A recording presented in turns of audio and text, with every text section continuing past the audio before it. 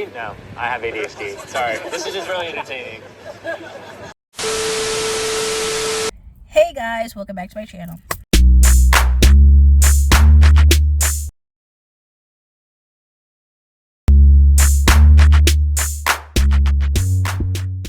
If you don't know who's B, it's a girl Kait B coming at you with a new video. So today we're going to be talking about Love is Blind Season 9 reunion. Basically what happened, what went down. The season, a chop, nobody got married at all. And now the reunion, it was basically giving a chop because everybody comes out, you know, whatever. They started the conversation between Jordan and Megan. So basically, and how they break up and everything, So Megan, she reveals that, you know, she's a mom now. She basically said that after they finished and, you know, broke up in April, in July, she met the father of her child. And then 3 months after July, she got preggo. And then now it's been a year and a half since, you know, it's been filmed that, you know, her son Brooks is 2.5 months right now. So after everything with Jordan, so they were like asking her like, oh, do you feel like you're unfit to be a mother now? But obviously she is a mom now. She said that she apologized for not giving Jordan more grace and whatnot. Jordan, you know, they asked Jordan like, oh, how does he feel? Because he said that he regretted like you know, introducing, you know, Megan to Luca.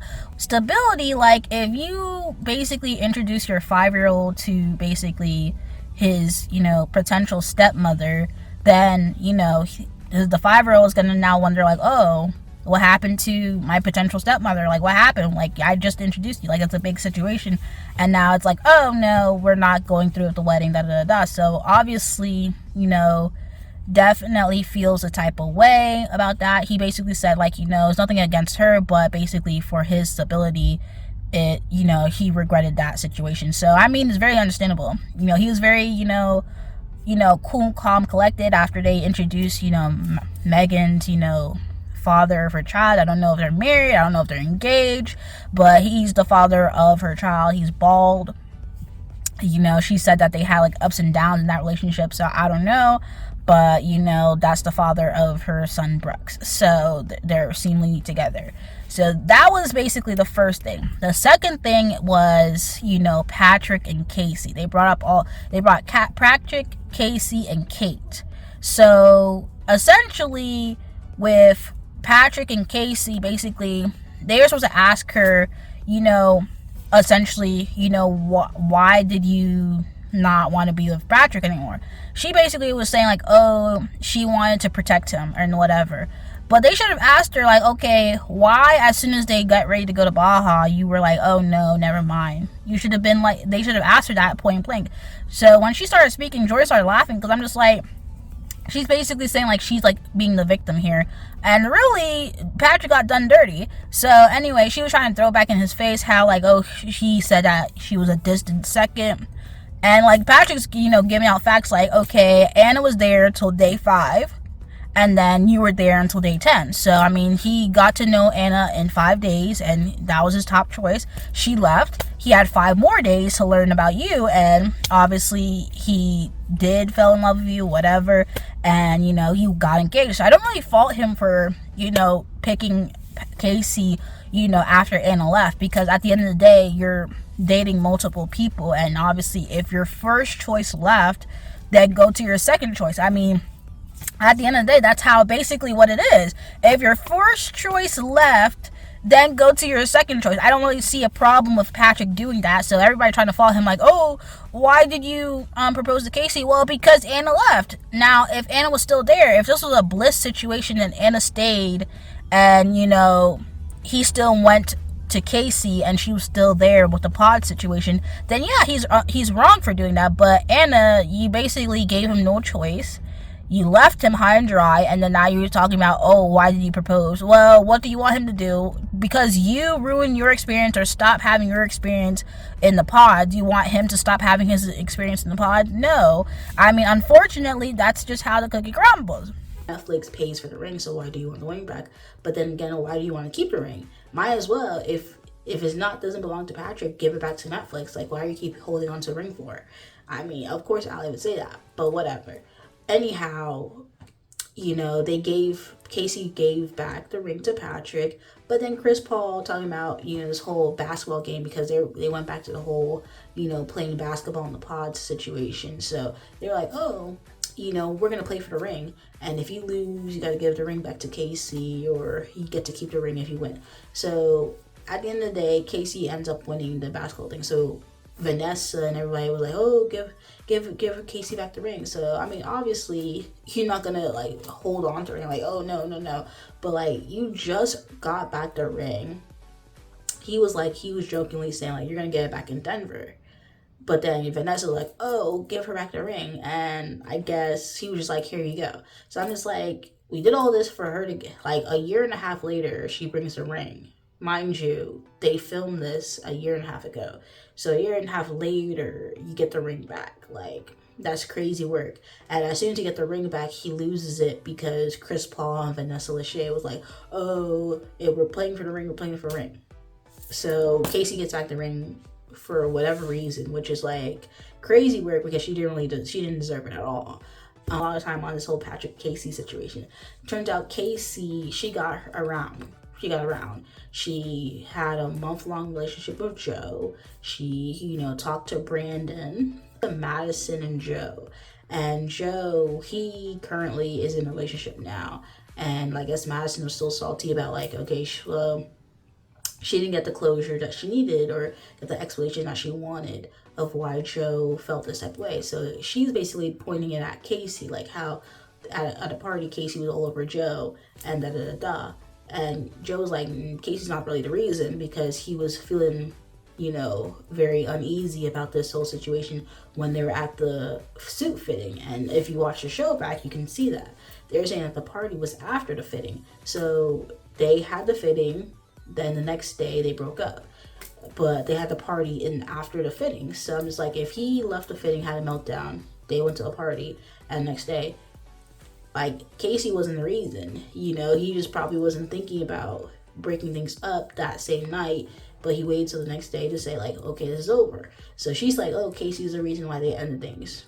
And, like, I can tell you that, Madison, that's not the case. He was kind of, like, over you. The whole Madison situation, you know, I guess she's still kind of, like, you know, salty about the whole situation. Granted, but that's not the reason why you guys broke up. Granted, since Baja, all they did was argue and then made up. And he said it himself, like, all he did was argue and made up.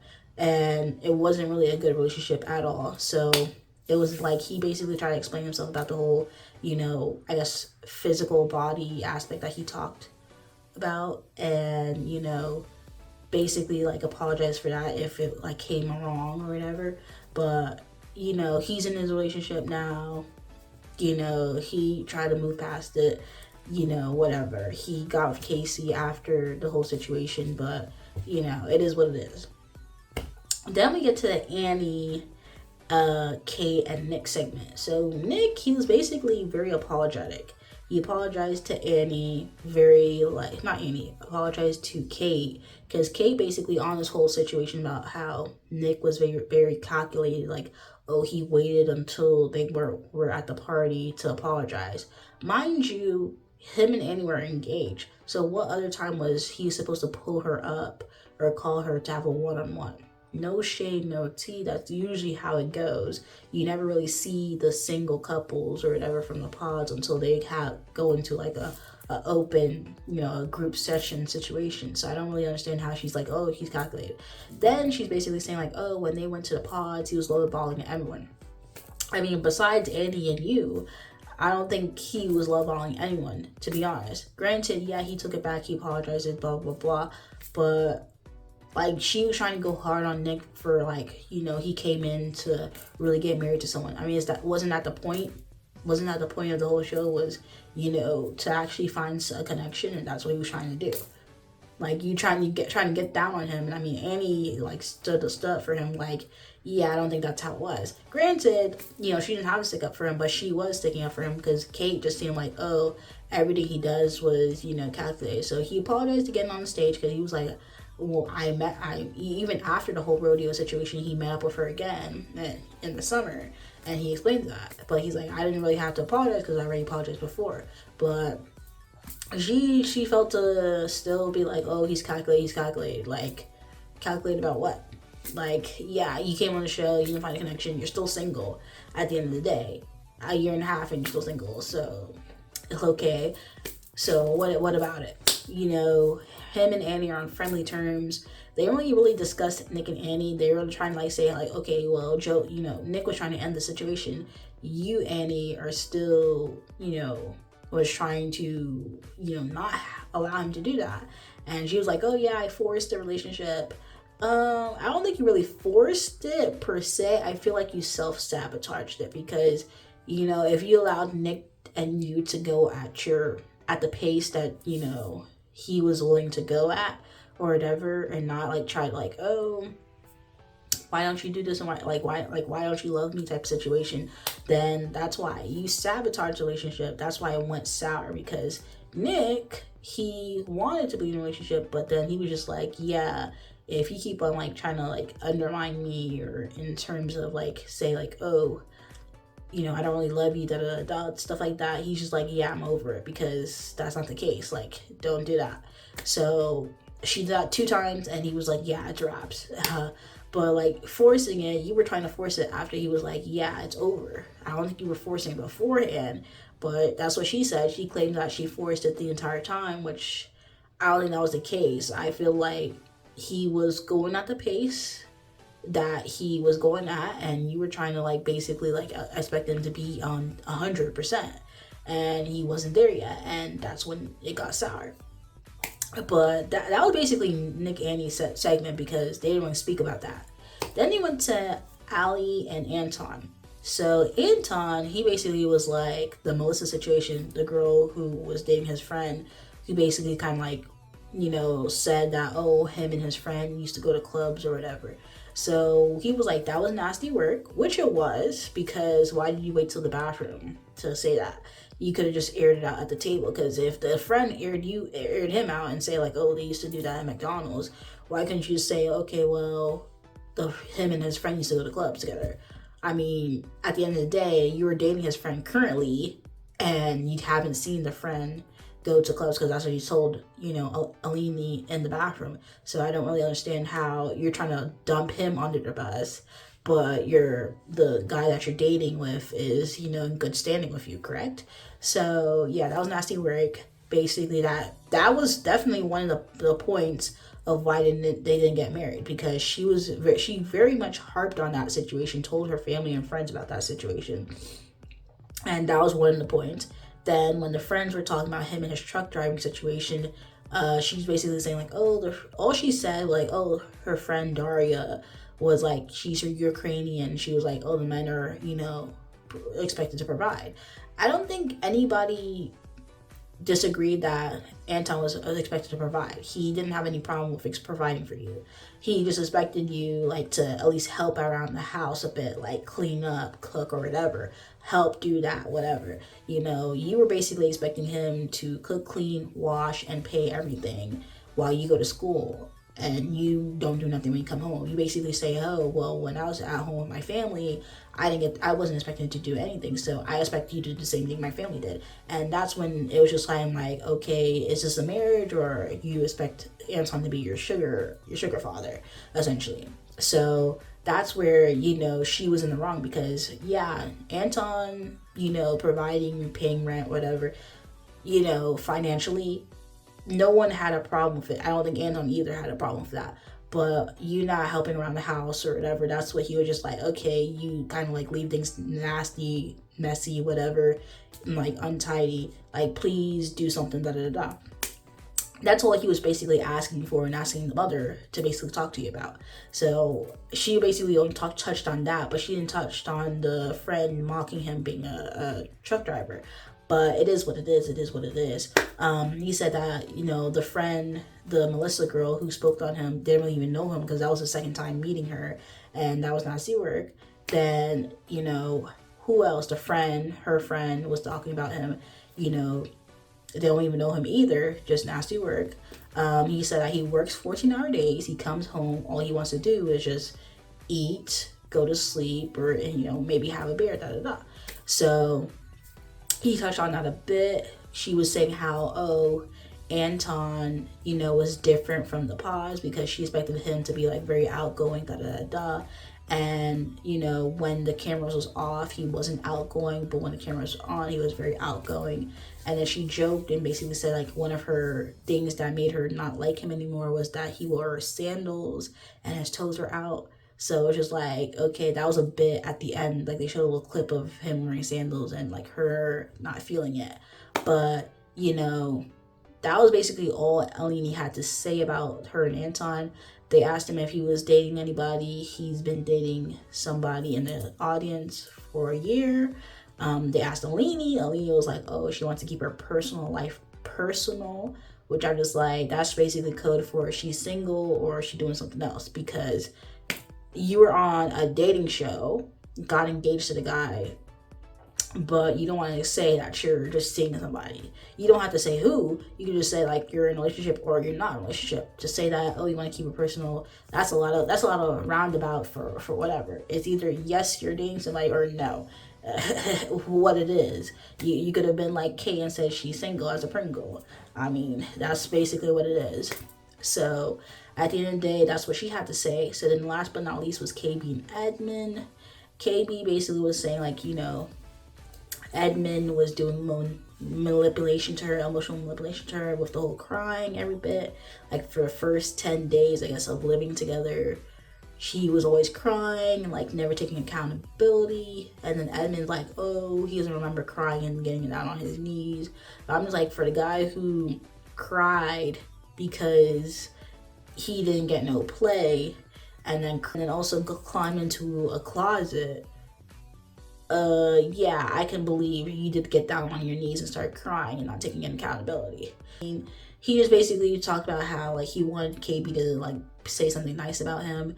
KB basically talked about like, you know, how Edmund had her looking crazy. Basically, like they would have like something going on before the camera started rolling, and then she's like really upset with him. So then like she gets out of character, especially when they were on the mountain. She like called him out his name, so she apologized for that, and she basically said like, you know, no one deserved to be called out their name, especially if you're your partner. Like you should not take that disrespect.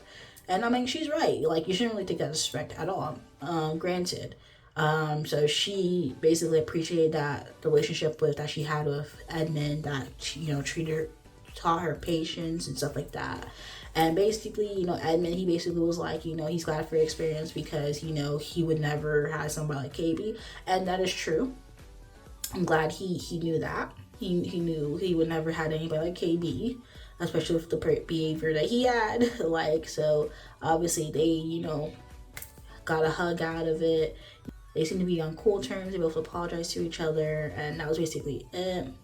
They ended the show with some, you know, protein ice cream for some reason. That was basically end of the reunion. Basically very chopped, very much nothing was spilled. No tea was really spilled like that. Yeah, I don't know what season 10 is gonna store, because they didn't even give you like a hint like where they're filmed season 10. Because I remember the last reunion, they basically told you they filmed in Denver, da da da da, and da da da da. Like, get ready for season 9.